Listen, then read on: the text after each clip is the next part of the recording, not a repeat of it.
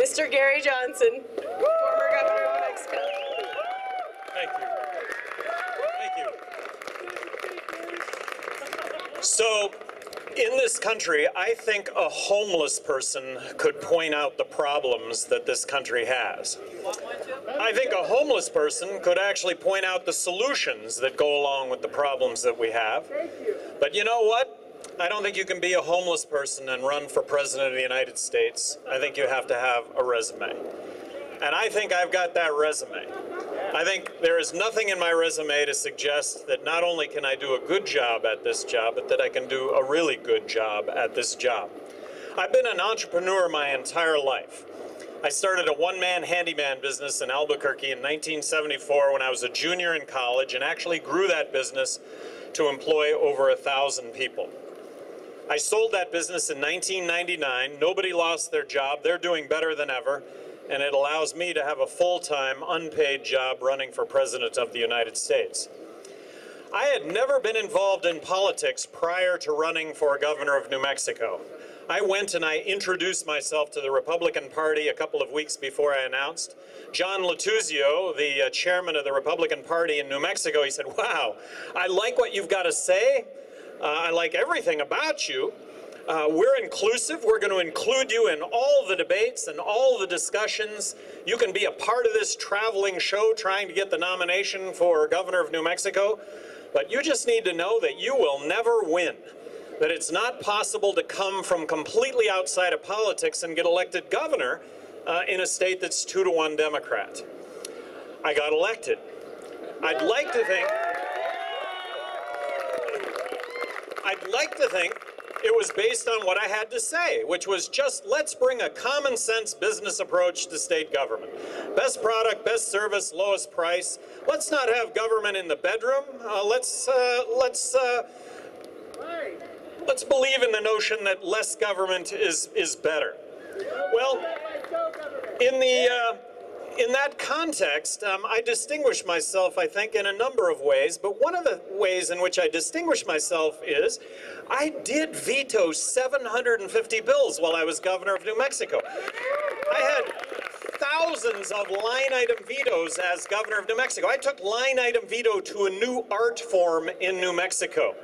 It made a difference when it came to billions of dollars worth of spending. Only 2 of these bills were overridden. So billions of dollars worth of spending and all sorts of legislation that, in my opinion, were just going to add time and money to our lives, wasn't going to make us any safer. None of us were going to be any more healthy as a result of this legislation. Why pass it? I vetoed that kind of legislation. Now, how did that all turn out in New Mexico, in a state that was 2-to-1, that is a state that's 2-to-1 Democrat? I got elected by a bigger re-elected by a bigger margin the second time than the first time. I just think that it speaks volumes to the fact that people really do appreciate good stewardship of tax dollars. Now, in this presidential cycle, there were a couple of polls done and one study done that I think speaks volumes. One of them was, they did a poll on the favorability of every single presidential candidate running in their own states. There's only one presidential candidate viewed favorably in his or her own state, and that's me. Now, how does that work in New Mexico? Well, in New Mexico, people actually wave at me with all 5 fingers, not just one. A study that they did, which presidential candidate had the best record, has the best record when it comes to job creation? Well, that was me. And my response to that was the same as it was when I was governor of New Mexico. I didn't create one single job as governor of New Mexico. The private sector creates jobs, but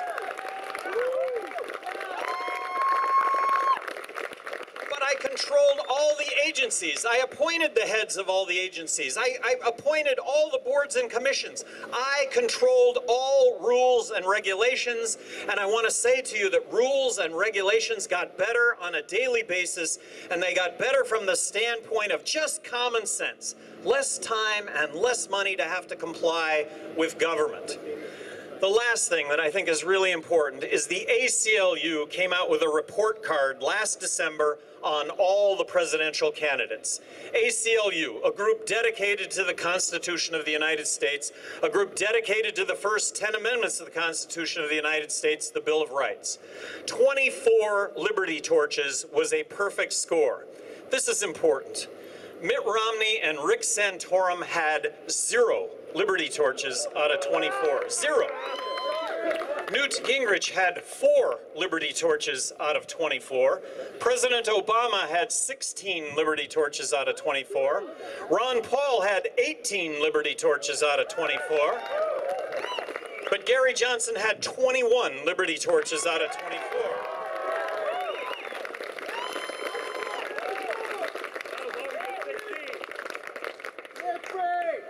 So, right now, I am on the ballot in 47 states and the District of Columbia. There are other, and by the way, we are litigated in the other 3 states. I believe that I'm going to be on the ballot in all 50 states.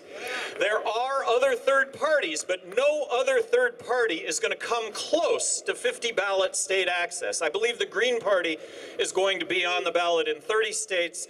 And when you talk about the Constitution Party, I believe they're going to be on the ballot in just about 10 is all. So when I speak of myself and my opponents, I'm talking about Mitt Romney and Barack Obama, because we're going to be the only ones on the ballot in all 50 states. So what are the differences between me and my opponents? I'm the only candidate that does not want to bomb Iran.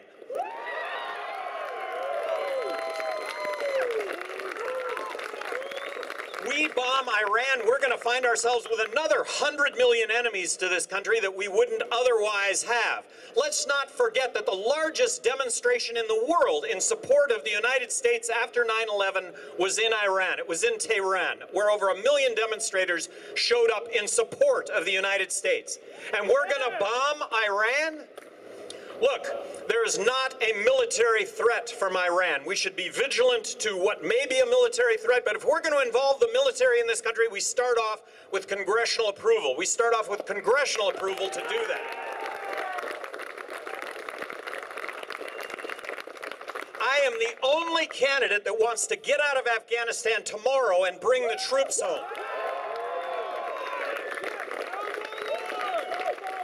Let's stop with these military interventions that have us with hundreds of millions of enemies to this country that, but for our military interventions, would otherwise not exist. And I have to tell you, the root of all evil are politicians that are going to save us from the ills of the world, and politicians that beat their chests and talk about saving us from the terrorist threat comes as a result of tens of thousands of innocent people in these countries where we militarily intervene. It comes with our men and servicewomen coming back in body bags. It comes with our men and servicewomen coming back with their limbs blown off. Let's stop. Let's stop our military intervention. I'm the only candidate that believes in marriage equality, that it is a constitutionally guaranteed right on par with civil rights of the 60s. I am the only candidate that wants to end the drug wars. Let's legalize marijuana now.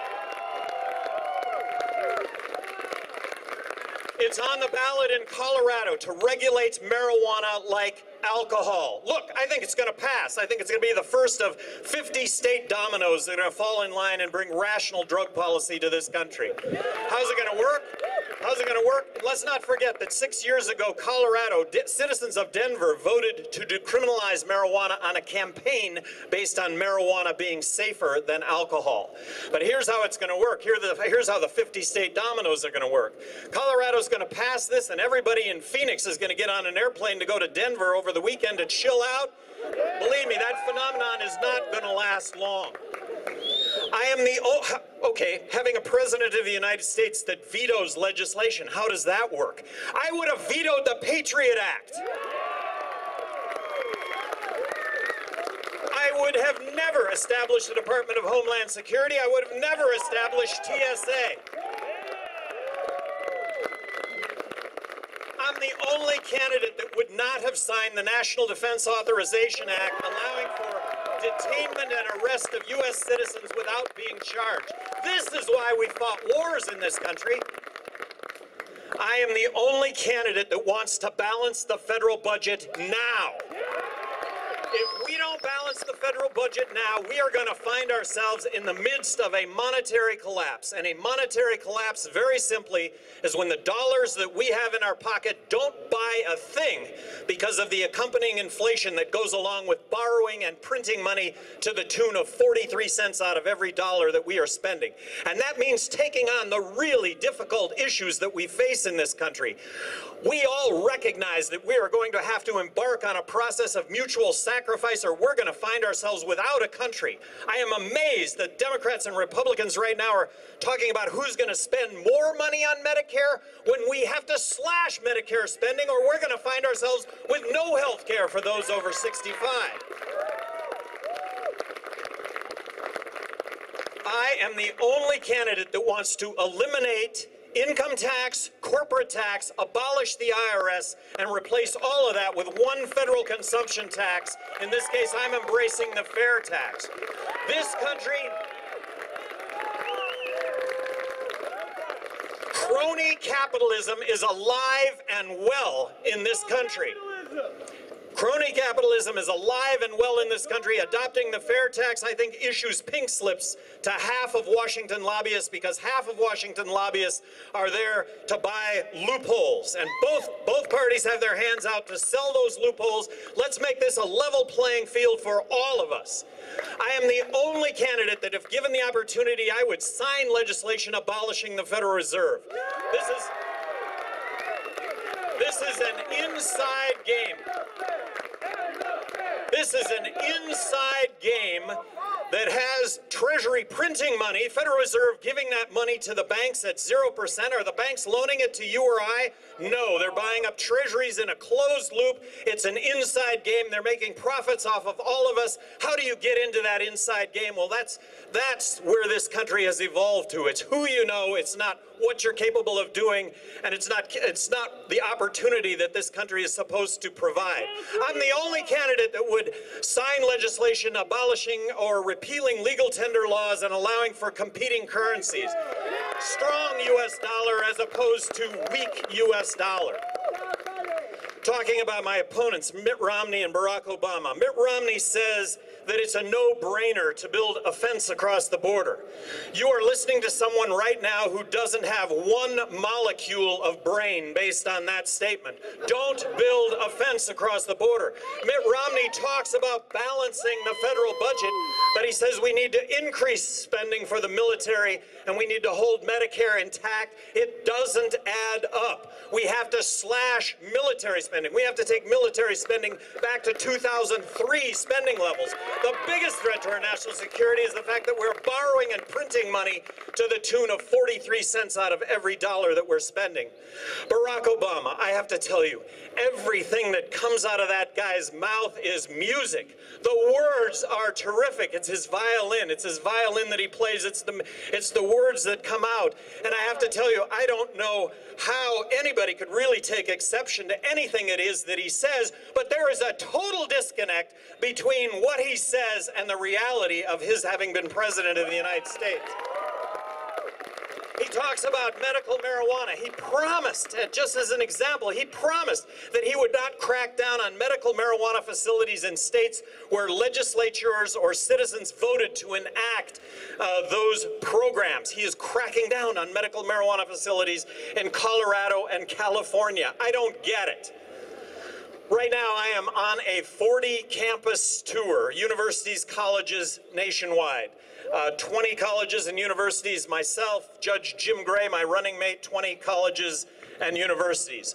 The reason that we're really targeting young people is young people in this country right now are getting screwed. I'm going to retire, I'm going to have health care, but you all are never going to be able to retire. You're not going to have health care.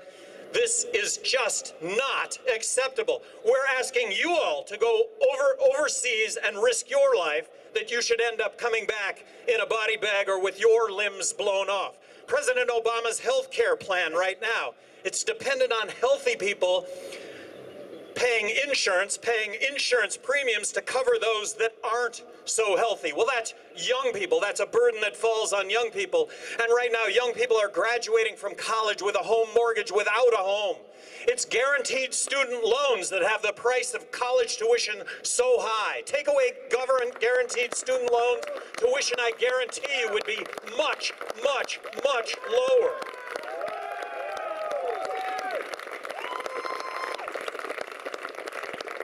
Wasted vote. How many of you have heard that if you vote for Gary Johnson, you're going to waste your vote? Bullshit. Wasting your vote is voting for somebody that you don't believe in. The way that we change things in this country is voting for who you believe in.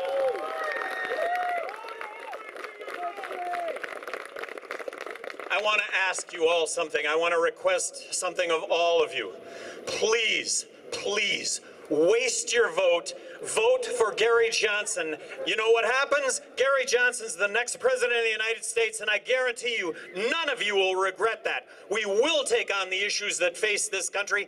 We all recognize it. We all recognize that it is mutual sacrifice on all of our parts, and that is the key word, mutual sacrifice. It's not a country that should be good for some and not good for others. That's what we're fighting for. Thank all of you for your activism. Thank you for being here today. Thank you for having me. You think you're going to go that easy? Here's the biggest thing we can do to help Gary Johnson right now. The debates of the two-party system are trying to shut him out. We can go to occupythedpc.org. We need to demand that Gary Johnson, Jill Stein, and any other national candidate be allowed to actually participate in the debates. Thank you. There we go. Right now, I am polling at 6% nationally. Let me ask all of you, how many of you hear my name 6 times for every time you hear Obama or Romney's name 100 times? Never. Not even close. I think it's more like 5,000 to 1. So that's the good news and the bad news. The good news is that when people understand this movement, and by the way, I understand that I am but a spokesperson here. I understand that if given the opportunity, any one of you would take this same opportunity that I've been given. I'm trying to make the most out of this, but these are issues that have to be heard, and that this will make a difference. And when people hear this message, more and more people are supporting it. If I were being reported today, just for where I'm at, that 6% would be 9%, would be 16%, would be 28%. I would be the next president of the United States. I have one more question for you, Governor Johnson. So Barack Obama would like to talk a lot about immigration, as well as Mitt Romney. How far is Illinois and Massachusetts from the border? How about the notion that starting out, let's recognize immigration for what it is. It's really a good thing. It's hardworking people that want to come into this country and work. How about the notion that let's make it as easy as possible for someone that wants to come into this country and work to get a work visa? I'm not talking about citizenship. I'm not talking about a green card. But the reason that there's illegal immigration is you can't get a work visa and come into this country and work. Would immigrants stand in line if the line was moving to get a work visa? Absolutely. And then border violence. Everybody wants to address border violence with more guns. Can't we recognize that this is a prohibition phenomenon? Legalize marijuana, and arguably 75% of that border violence goes away. And let's not break up families. We have 11 million illegal immigrants in this country. Let's set up a grace period where we can document those 11 million illegal immigrants and let them stay in this country. Look, a work visa should entail a background check and a social security card so that applicable taxes would get paid. If we adopt the fair tax, taxes will not be an issue, because whether you're illegal, legal, a visitor to the United States, or a U.S. citizen, no one is going to avoid paying one federal consumption tax. And you are the only governor of a border state that has a solution. Just to remind you. Any other words of advice, wisdom? You can buy Gary's book, Good Government, The 7 Principles of. And please, our biggest goal right now is to get Gary into the debates. We have to get a voice. We need a voice for freedom. You guys are standing in the heat, or you're like, you have to be excited for this man. Woo! you, Gary.